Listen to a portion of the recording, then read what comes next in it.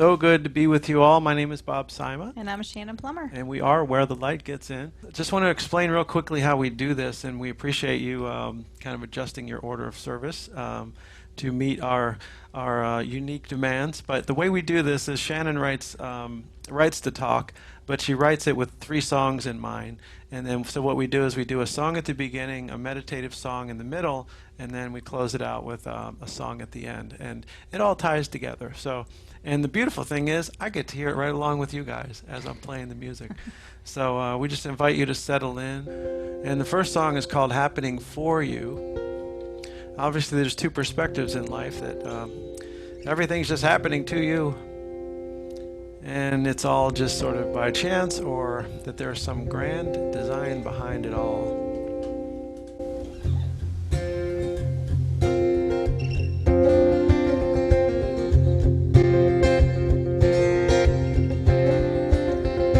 Dark night, jaw tight, teeth clenched, soul not right, and eyes wide, heart pounds quick, breaths are the only sound, and gut check, suspect, train wreck is up in view, and this pain is gonna have a talking to you, sleeping might be the proper thing to do, but suddenly you're covered up with this 3 a.m. blue.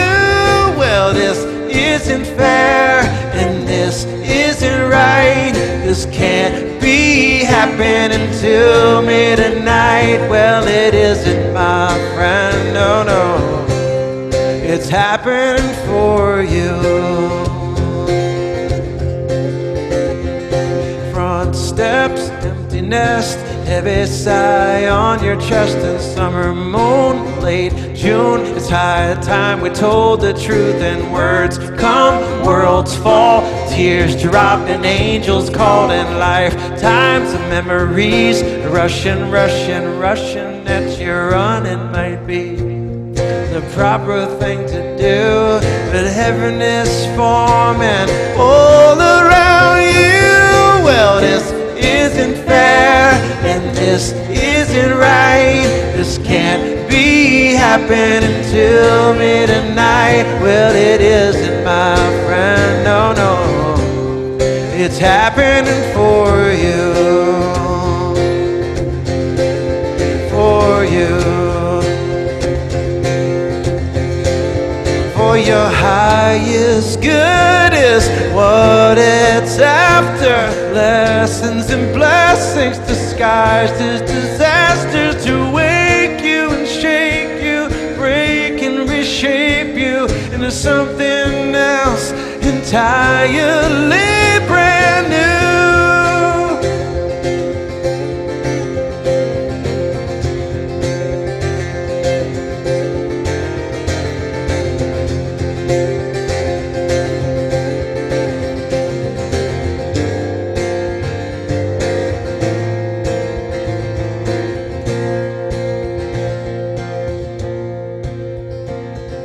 Brakes slammed, steel ram, traffic jams, broken plans and loose lips, pink slips, short sales and doctor trips, and last dime, last in line, broken hearted valentines, and white lies, morning cries, MRIs and flat lines. And yes, this is real, and yes, this is right, but no, this isn't happening till midnight. Well, it isn't, my friend, no, no.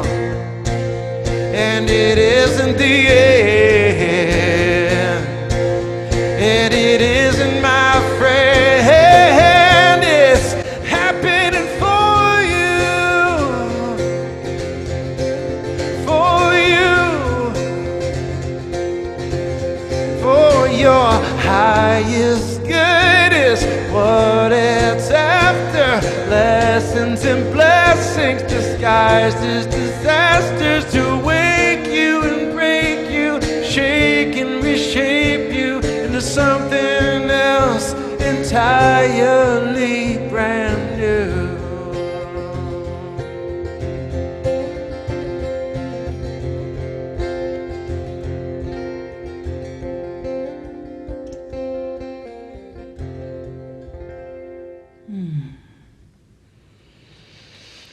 Oh, this world can so easily bombard us with, let's just call them distractions from what we want to be experiencing in certain moments.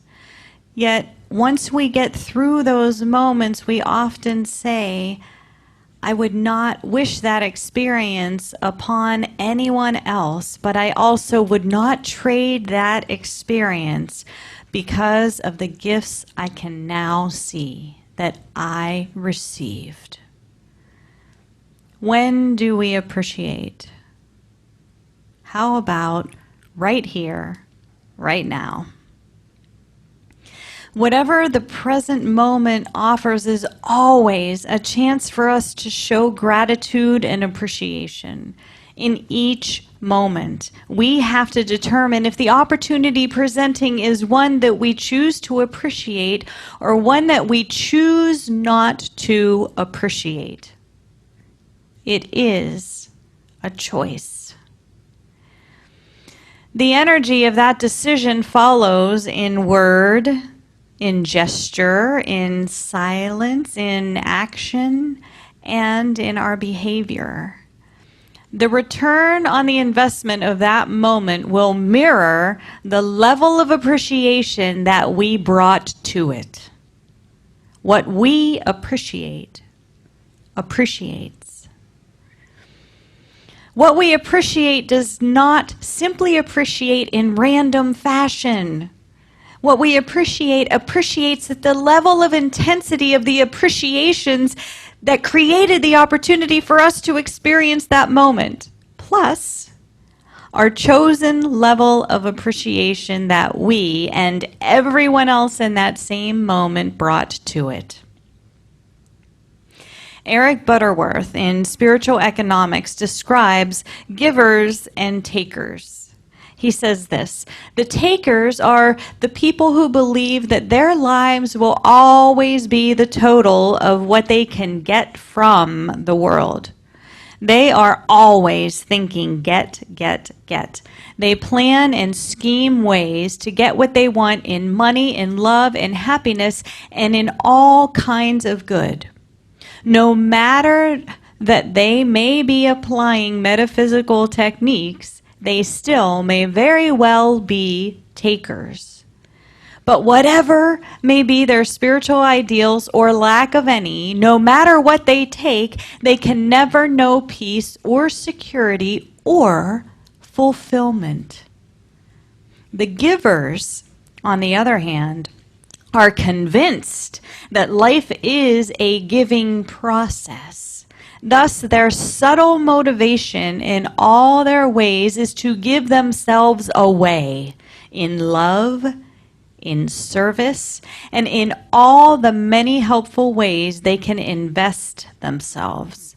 They are always secure, for they intuitively know that their good flows from within. So, my question to you, my friends, is, do you consider yourself a giver? If so, do you consciously appreciate every present moment opportunity that presents itself to you? Are you able to appreciate it for all that it is, and then move on and be gracious in the next moment for all that it is and has the potential to be? That potential comes from what you bring into that present moment, your state of grace. Or do you wallow in what you cannot appreciate from the previous, and do you carry that into the next moment?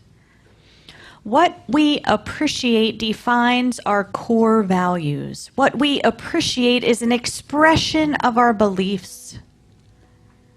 What we appreciate is one of the tools we have to grow and to help others transform through this human experience. The spiritual practice is to shorten the length of time it takes to find, feel, and express our appreciation, regardless of how we see it with our two human eyes in the moment. So I would like to invite you into a meditation. Wherever you are, sink into the seat that you are sitting in. Sink into the floor that you might be standing upon. And receive a breath. Connect to that life force that is flowing through you. And allow that inhale to lead you deeper and deeper into a space of nothingness, a space of emptiness, a space of knowingness.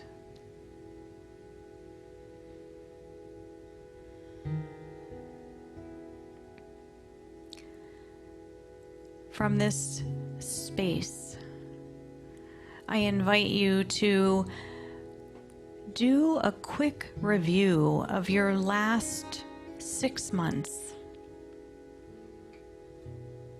So much has changed in the world and in our individual lives, in our homes, in our communities, in our country. So much has changed over the past 6 months. And I invite you, when you're reviewing those moments that stand out, that come to the surface as memorable, for whatever that means, good, bad, or indifferent.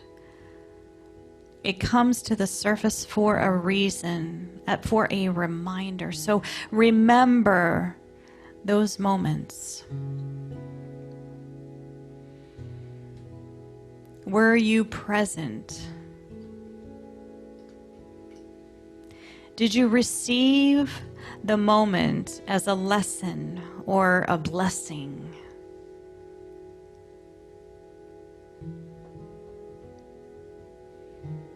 Did it take some time to identify the lesson and the blessing in and of that moment?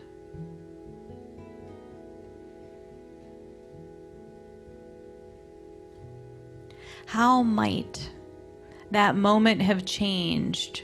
How might the next moment have been changed? If your perspective of that experience in the experience itself was different.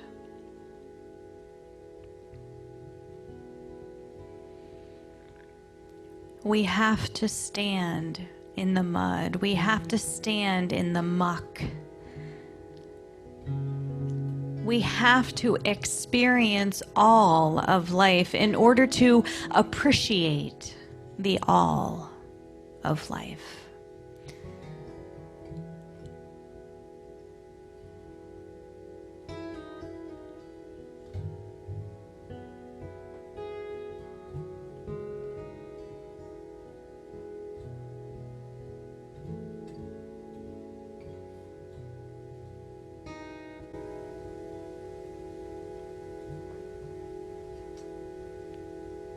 No mud, no lotus. Haven't you noticed the patterns of the pain in your past? The things that broke you, well, they also awoke you to the questions that you needed to ask. The sleepless nights and the dizzying heights and the dreams, some of which came true. Tough breaks, heartaches, perfect mistakes created this version of you. And everything you go through grows you, grows you.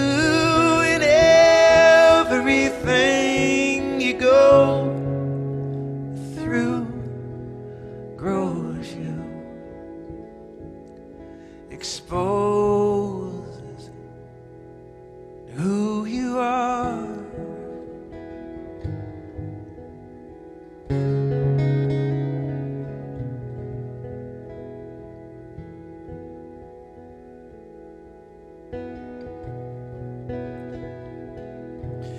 If it hurt, it made you softer.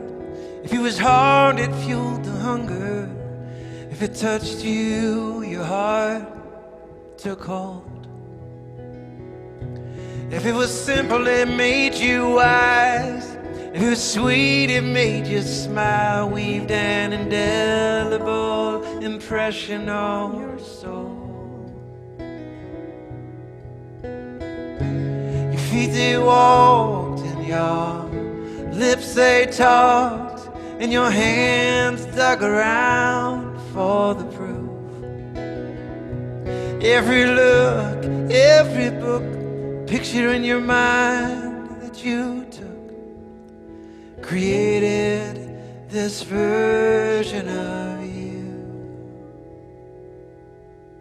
And everything you go through grows you.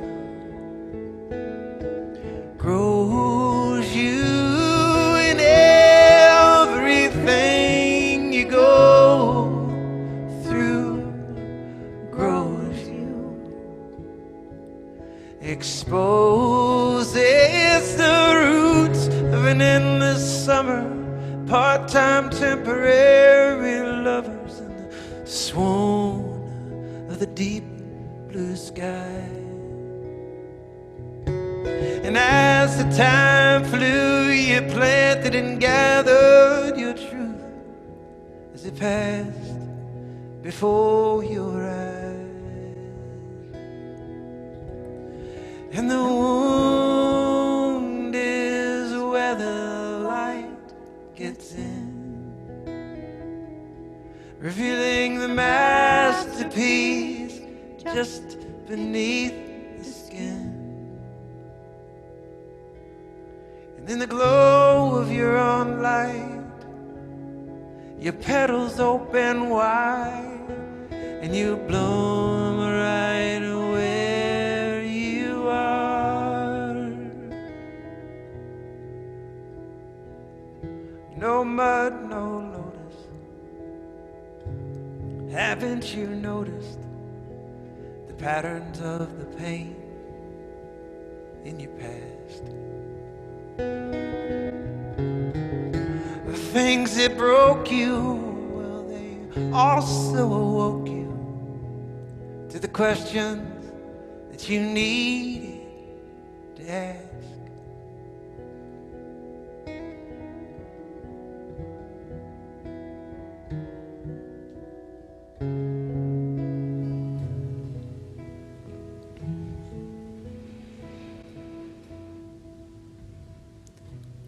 So from those memories that pop to the surface, what questions are there for you to ask of yourself?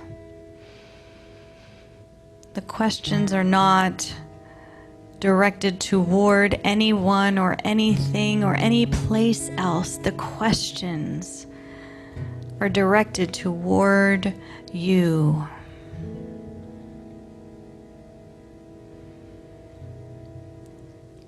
What are the gifts? What petal of your lotus flower did you walk away with?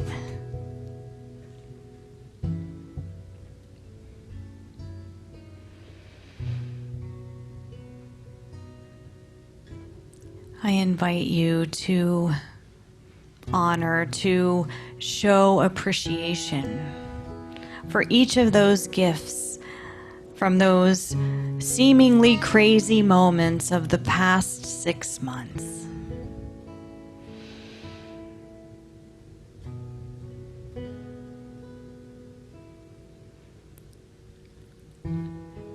And as you get in touch with your breath,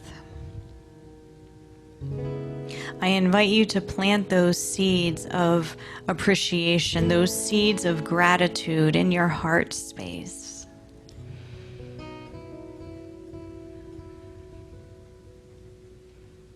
Know that you can reach into that feeling, that space that you created for your appreciation, and you can grab a little piece of that.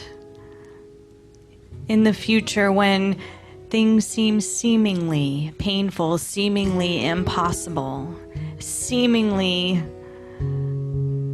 the biggest challenge ever, know that that place can be nurtured. That place can always be a tool, a gift, and a presence in your heart, in your mind, in your soul, in your being.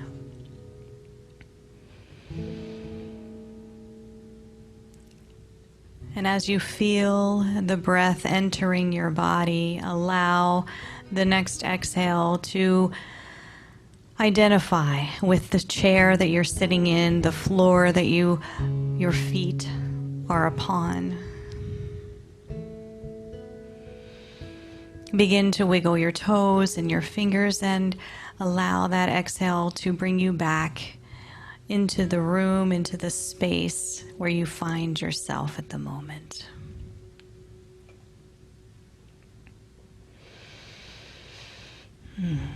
Don Miguel Ruiz tells a story called The Master in his book, The Mastery of Love. And I want to share this story with you. Once upon a time, there was a master. He was talking to a crowd of people, and his message was so wonderful that everyone felt touched by his words of love. In the crowd, there was a man who had listened to every word the master said. This man was very humble, and he had a great heart. He was so touched by the master's words that he felt the need to invite the master to his home. When the master finished speaking, the man walked through the crowd, looked into the eyes of the master, and told him, "I know you are busy, and everyone wants your attention. I know you hardly have time to even listen to my words. But my heart is so open, and I feel so much love for you that I have the need to invite you to my home. I want to prepare the best meal for you. I don't expect that you will accept, but I just had to let you know."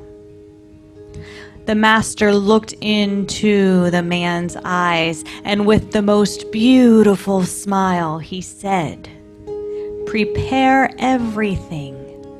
I will be there." Then the master walked away. At these words, the joy in the man's heart was strong. He could hardly wait to serve the master and to express his love for him. This would be the most important day of his life. The master was going to be with him. He bought the best food and wine. He found the most beautiful clothes to offer as a gift to the master.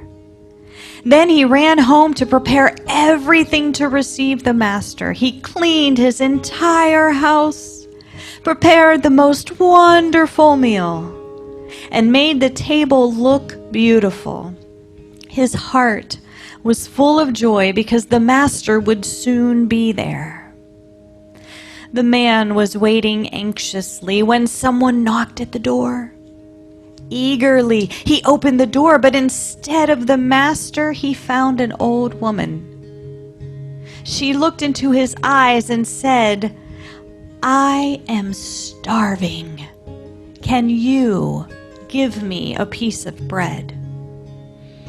The man was a little disappointed because it was not the master. He looked at the woman and said, "Please, please come into my house." He sat her in the place he had prepared for the master and gave her the food he had made for the master. But he was anxious, and he could hardly wait for her to finish eating. The old woman was touched by the generosity of the man. She thanked him and left. The man had barely finished preparing the table for the master again when someone knocked at the door. This time, it was another stranger who had traveled across the desert. The stranger looked into the man's face and said, "I am thirsty. Can you give me something to drink?" The man was a little disappointed again because it was not the master. He invited the stranger into his home and sat him in the place he had prepared for the master. He served the wine he had intended to give to the master. When the stranger left, the man again prepared everything for the master. Someone knocked at the door again. When the man opened the door, there stood a child. The child looked up at the man and said, "I am freezing. Can you give me a blanket to cover my body?" The man was a little disappointed because it was not the master, but he looked into the eyes of that child and felt the love in his heart. Quickly, he gathered the clothes he had intended to give the master, and he covered the child with the clothes. The child thanked him and left. The man prepared everything again for the master and then waited until it was very late.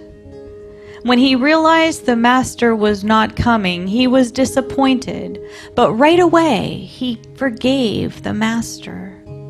He said to himself, I knew I could not expect the master to come to this humble home. Although he said he would come, something was more important that must have taken him elsewhere. The master did not come, but at least he told me that he would, and that is enough for my heart to be happy. Slowly, he put the food away, he put the wine away, and he went to bed. That night he dreamed the master came to his home. The man was happy to see him, but he didn't know that he was dreaming. "Master, you came. You kept your word." The master replied, "Yes, I am here, but I was here before. I was hungry, and you fulfilled my need for food. I was thirsty, and you gave me the wine. I was cold, and you covered me with clothes. Whatever you do for others, you do for me." The man woke up, and his heart was filled with happiness because he understood what the master had taught him.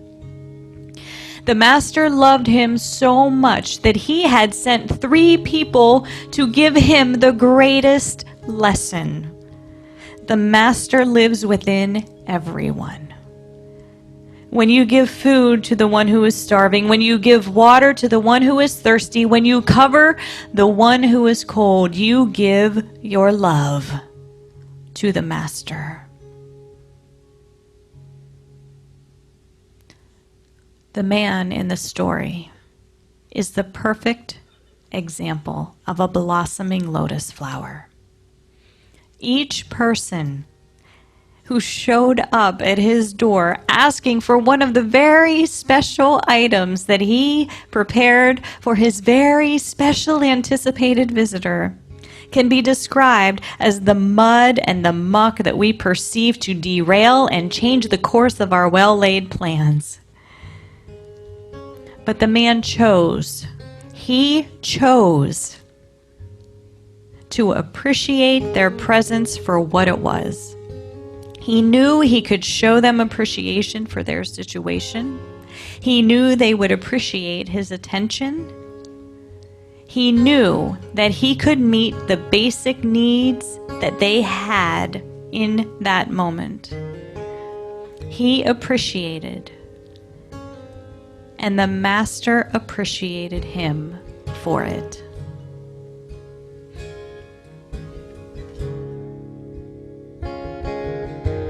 How can I say anything but thank you?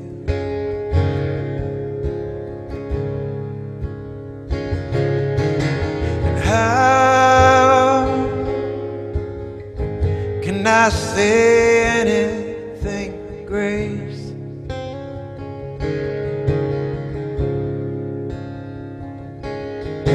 'Cause everything in front of me is heaven, everywhere and every place.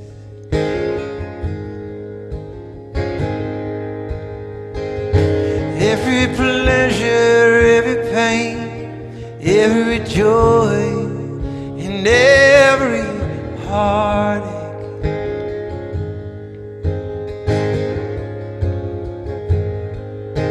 And how can I say anything but thank you?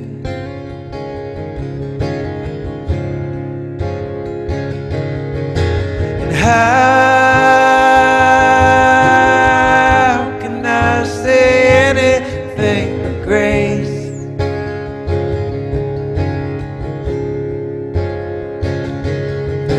'Cause everything in front of me is a miracle.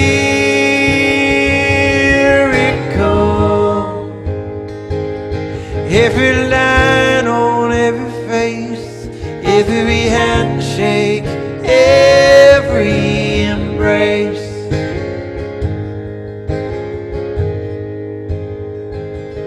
Every pleasure, every pain, every joy, and every heartache.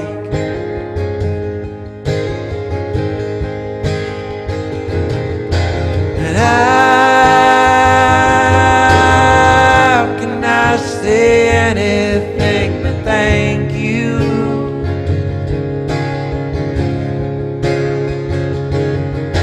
And how can I say anything but grace?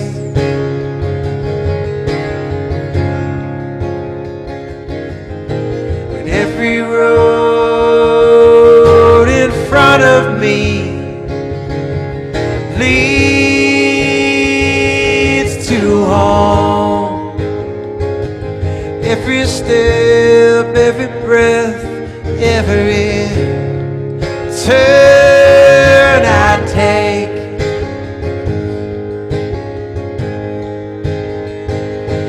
Every now and then, take the time to appreciate. Come on and sing it with us. So I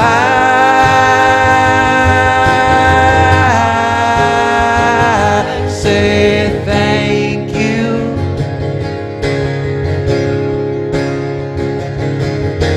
And I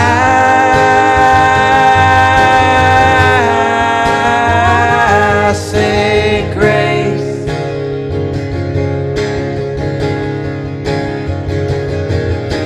And I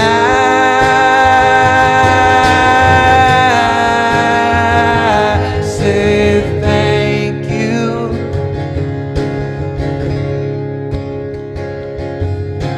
And I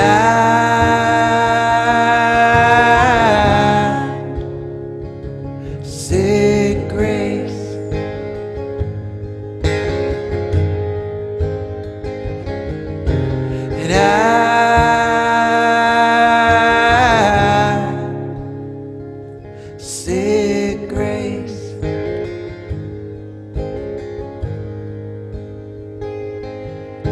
'Cause everything in front of me is a miracle. every line on every face, every handshake, every embrace.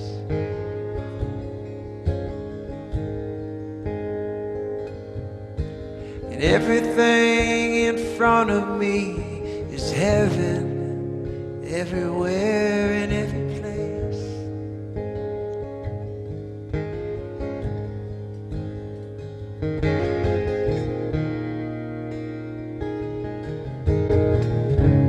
How can I say anything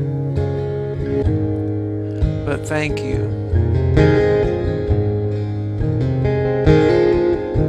And how can we say anything but grace?